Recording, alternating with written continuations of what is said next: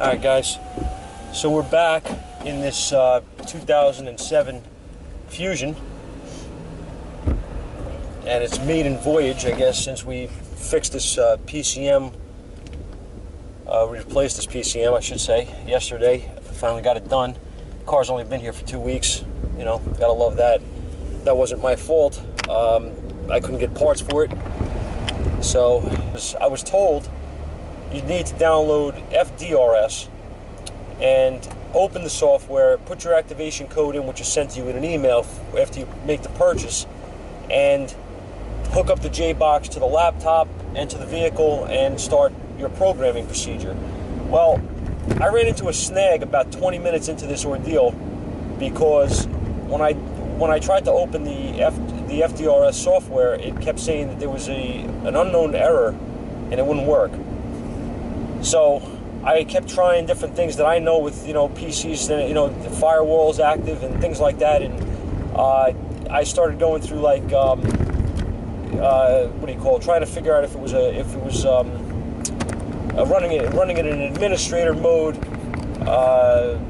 stuff like that, like compatibility issues, things like that. So anyway, I got nowhere. Okay, no avail. I couldn't get it to open.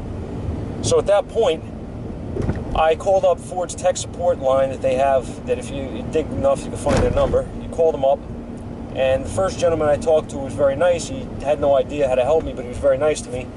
Then he put me through to a tech guy, and that guy was not very nice and not very pleasant to deal with. He sounded like he didn't want to be on the other end of the phone, and if that's the case, he's in the wrong freaking line of work, because that's customer service, and you should be willing to help a customer. But he basically told me to go try another laptop. It's probably my laptop that's no good.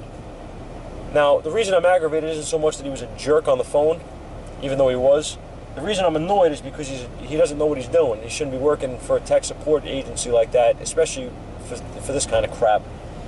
Because I'm going to tell you why, all right? What happened was I ended up getting off the phone with him because he was useless. Useless as a one-legged man in an ass-kicking contest, okay, which is the truth. I said, yeah, okay, I'll go buy a $1,000 laptop and I'll just try it and see if that fixes it. I mean, come on, dude. So I hung up on him.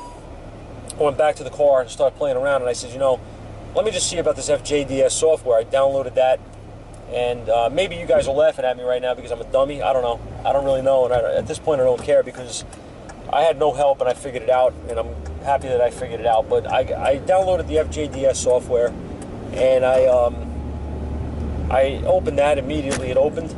I put my activation code in, and I began my programming, so I was thrilled. It worked. Now, I programmed the new PCM. That went through without a hitch. That was that all came back to me, pretty quick. And honestly, that's pretty much just following on-screen prompts and doing what it tells you. When it tells you, shut the key, turn the key on, click the tick mark. It's basically simple stuff. It's not brain surgery. So once you get to that, past the hump of getting the software to work, you're good. Actually, I need to step back a second, because you know what? I did run into another hump after I got the software to open. I'm sorry, I forgot. And this is where it also annoyed me that I don't know which end it was on. I don't know if it was on Ford's end with their software, or if it was on Autel's, or maybe a little of both. I don't know. Whatever the case was, when you open the software initially, you have to pick what you're using for the J-Box. It should come up in the menu. So I picked the Autel, and underneath Autel it gives you two options: the Bluetooth or a Pro, the J-Box Pro, I think it said, or whatever, J2534 Pro, whatever it was. I picked the Pro because I wasn't using Bluetooth, obviously. And at that point, I tried to hook up to the vehicle, and it would not communicate with the vehicle. So again, I ran into a snag and didn't know what was going on. I didn't want to call Ford back, because I honestly figured they were useless at that point. That tech guy turned me off.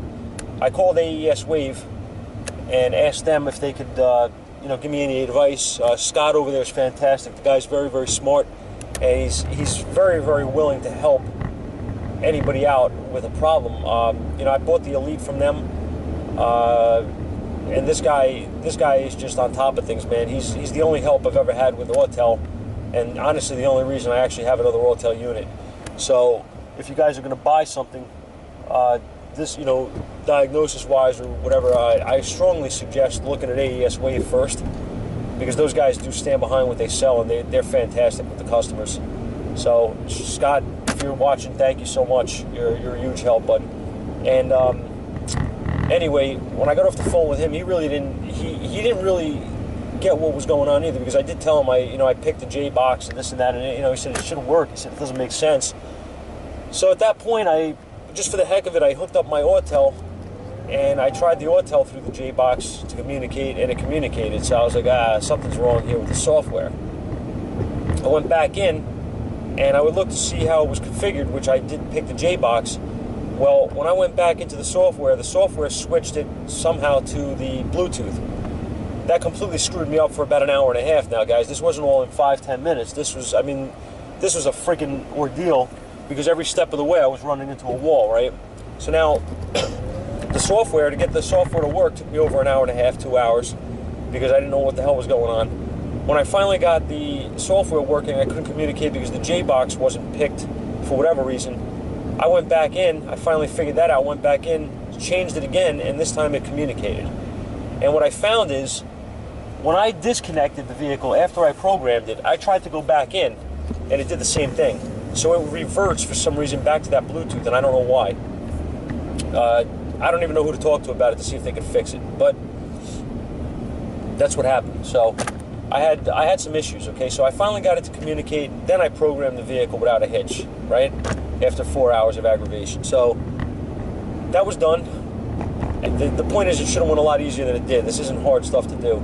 I'll try my best, if I get another one anytime soon, that I can try to actually video it and give you guys a good video, of this thing.